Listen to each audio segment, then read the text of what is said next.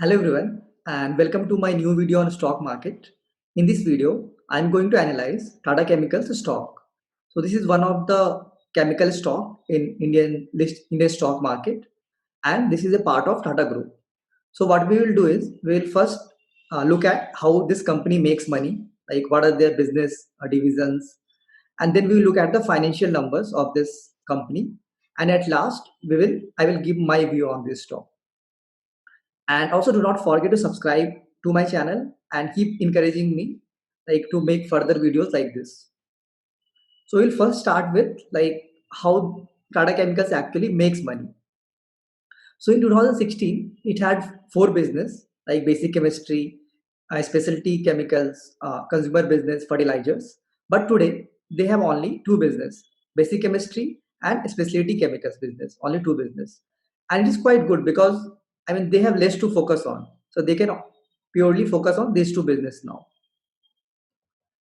So let's try to look at like what this business are, like what is the basic chemical business and what is their specialty chemical business. So in basic chemistry products, they have soda ash, bicarbonates, salt, cement. So these are all like part of their basic chemistry products. And this is like business to business. Like here the end user is a business itself. So basically companies like soda ash, let's say it finds application in glass and detergents or soaps. So whichever company makes this glass or soaps or detergents, they will buy soda ash from Tata Chemicals. Then we have a specialty chemicals segment. In this vertical, they have actually four different segments. So first one is the agriculture science. So they have a subsidiary called Rallis India, and through this, what they do is they sell seeds, fertilizers, and all these agricultural inputs to farmers. Other than this, so these two are the quite stable business for them, but they have now three new verticals, that is nutritional science, material science, and energy science. So in nutritional science, if you see, they basically make chemicals that are used in food items. So basically, they provide these chemicals to the food processing companies. In material science, if you see, they have again this is again business to business, and here what they do is so they have opened a factory for producing silica, which is normally used in tires. They also produce nano zinc oxide. So these two are the part of their material science business. And in energy science business, again this is again business to business.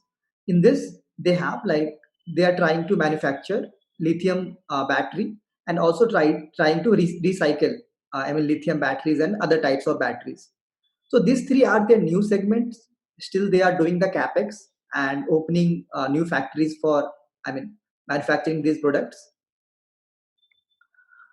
As you can see from here, like they have opened a factory in Nellore that is related to their nutritional science business. They have also opened a factory in Tamil Nadu that is related to the silica business. They have also like bought some land in Gujarat for setting up their energy science business, that is lithium battery business. So all this, I mean, I will say business are still in, I will say, investment stage. They are still building the factory and all. So you will not see much revenues or profits from this segment till now. So let's look at the countries where they operate. So they are in Asia, North America, Europe, and Africa. So they are mostly into Asia, through both their products like basic chemistry and specialty chemistry products. But in all other countries, they mostly have basic chemistry products like soda ash, bicarbonates, and salt. And let's look at the application of their chemicals, like where those chemicals find their applications.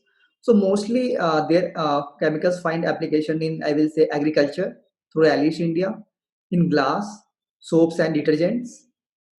These are, I think, the main part. Like soda ash is normally used in glass and soaps and detergents. Bicarbonates are used in food processing, in pharma and everything. Then you have construction, like cements they have, and of course lithium ion and dry cell.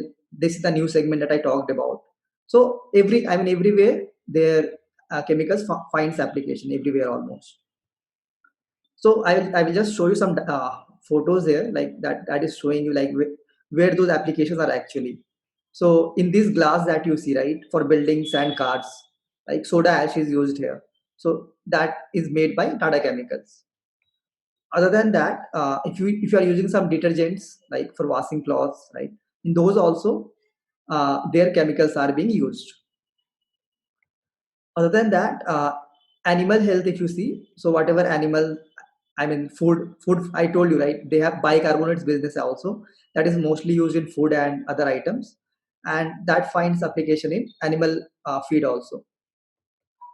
So this is the new business where they are trying to recycle the metals, right? So there they are trying to recycle cobalt, and this they have named it Insperico. This is the first, I mean, if you see, first branded recycled cobalt in the world.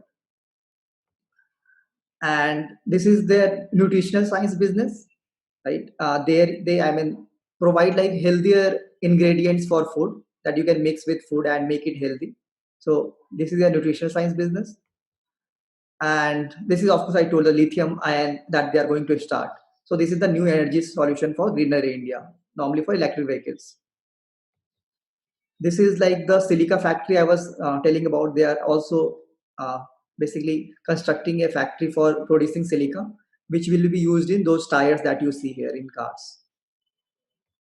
So these are, I think, some of the applications that Tata Chemicals, I mean, the products find. Now let's look at the holdings for mutual funds. So a lot of mutual funds are holding this stock. So Life Insurance Corporation of India is holding almost 6%. ICICI Prudential is holding 6% again. HDFC Trustee is holding 4%. And many other mutual funds are holding more than 1% of this Tata Chemical stock. So I think 20 to 25% is still being held by the mutual funds like this stock. So a lot of mutual funds, I mean, their fund manager trust this stock. They think that this is one of the very good stock. And also, other than this, that mutual funds are buying, promoters are also buying. So Tata Sons is the promoter, and they have bought around 600 crores of this stock when the crash happened in the March. So they also have very good faith in this stock, and they may the company. So actually, companies promoters are the best one, right? They know the best about a company. Maybe they feel that the company is undervalued when it crashed, right? They would have found it very cheap then, and that's why they bought it. They increased their stake in this company. So now this was all about company, right? So what company actually does. Now let's look into financial numbers. So how has been like financial number for this company? So in the year ended, I mean 2020 March. So just recently they have produced. I mean they have their annual reports published. So in that, if you see the so they have standalone business and consolidated business. So we will look at the second one. And standalone business is of course the Indian business that you see, and consolidated business is the all the business, Europe business, North America, Africa business, all of this. So yeah, if you see their revenue are close to around 10,000 crores, their margins, operating margin is close to 19%. If you see it here, 19%, and their profit after tax is close to 1,000 crores. So I think that's quite good. I mean, the numbers are quite good. But yeah, profits have decreased this year, but margins have increased. And if you see revenue is mostly flat. Now let's look at the numbers from different, I mean, countries. Like from America, if you see, they have 3,000. So from different continents, sorry. From America, if you see, they have 3,400 crores of revenue and 762 crores of earnings. From Europe, very less revenue, 1,300 crores and 157 crores of earning. From Africa, if you see, 457 crores of revenue, on only 49 crores of earnings, very less from Africa. From Asia, they have the major chunk of their revenues and also their earnings, like 5,000 crores of revenue and 975 crores of earnings. So mostly, I think they get most of their revenues and earnings from Asia as well as America. Now let's look into their product segment. So they have basic chemistry products. From this, they are earning 8,000 crores of revenue, almost 80% of this. From specialty products, they are earning 2,000 crores of revenue, only 20%. In the that you will see here, right, this is the revenue for 2020 specialty chemicals revenue, and in basic chemistry products the profit is close to 1355. So this is profit before tax. And specialty products, if you see, only 166 crores of earnings. So most of their again earnings comes from basic chemistry products till now. And also you can see like all their how much revenue they get from all these chemicals that I talked about. So they get like almost 60% of their revenue from soda ash, like around 6,000 crores of revenue. From salt they get around 1,000. From bicarbonates they get around 437, and from others they get 554. And in specialty products, as I told you, right, they have Rallis India, and it's the only, I will say, segment in a specialty product category that gives revenue and profit. Others, the other three I talked about, the energy science, material science, and nutritional science, they are still in a very investment stage. So if you see this crop protection, that is through rallies, they get revenue of 1,700 crores. Through seeds, they sell, they get 364. And others are those mostly those other specialty chemicals. From that, they get 241 crores of revenue. And other thing I noted there in the annual reports is that they have a lot of quoted and unquoted investments. Like they have invested in the stocks of Titan Company, Tata Steel, Tata Motors. Like they have invested close to 2,000 crores in this, I mean in these stocks. And if you see the value today, it's quite good. I mean, if you see the amount, aggregate amount of quoted investment is 1977 here, and aggregate market value of quoted investment is close to 3,200 crores, and aggregate carrying value of unquoted investment is 4,000 crores, right? So they have a lot of good investments here. Like the value is quite good here. Like they have investment also in Taj Air, Tata Capital, Tata International, Taj Projects, right? So they can also, I mean, in future, these values can increase a lot if these companies do well. And also in future, maybe they can sell some of these and return the money back to their shareholders. Now, this was all about financial and how the company works. So let's see the last part.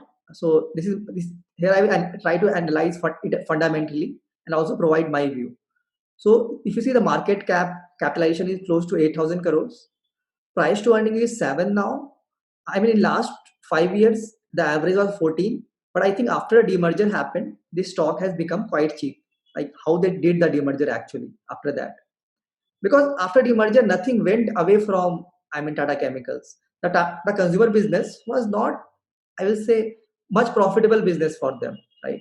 So still their profit remains same, so still their profit is same, almost same, has not changed much, but their price has almost halved from 700 to 350, right? So that's why you see the P at price to earning as 7. Even price to book value is 0.62 now. Last 5 years it was 1.6. That's why I'm telling you, nothing has much has happened to its profit, because the consumer business, Tata Sampann business, was not much profitable. So still the profit remains same, but their stock price has almost halved. So after demerger, that's why it has become quite cheap, and dividend yield is close to 3.5%, and this is quite great, right? 3.5% of dividend yield you are getting, the same as a savings account what you get in savings account. And also in this quarter, they have received around 6,000 crores from Tata Consumer Products because of the demerger. As a goodwill, they have received 6,000 crores.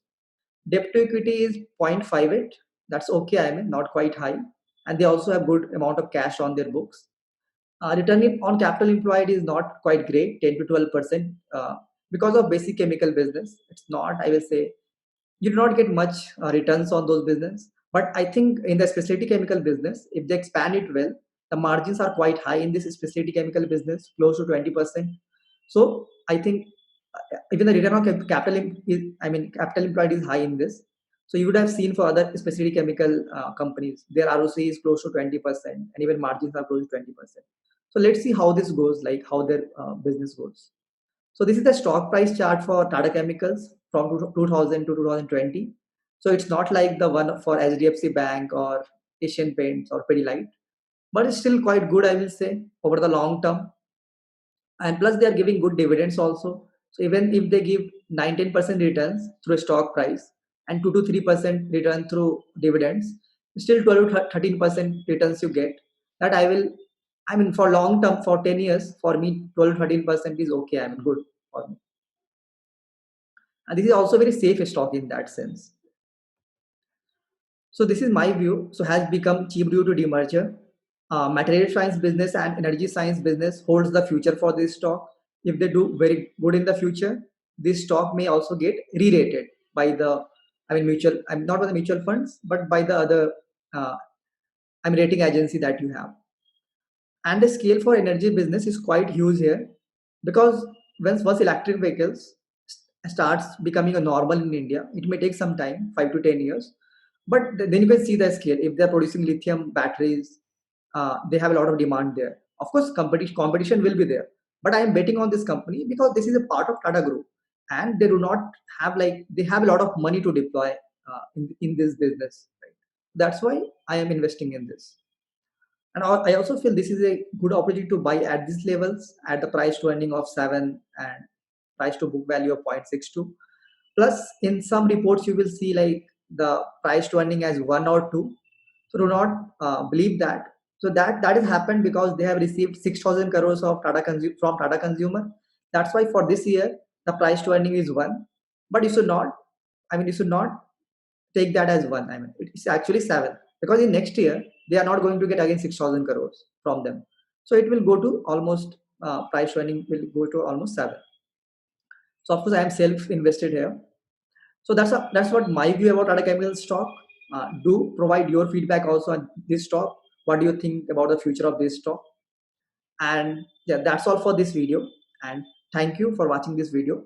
And do not forget to subscribe to my channel and keep encouraging me. Like, I will post more analysis for other stocks also on my channel. So do subscribe to it for updates. Thank you.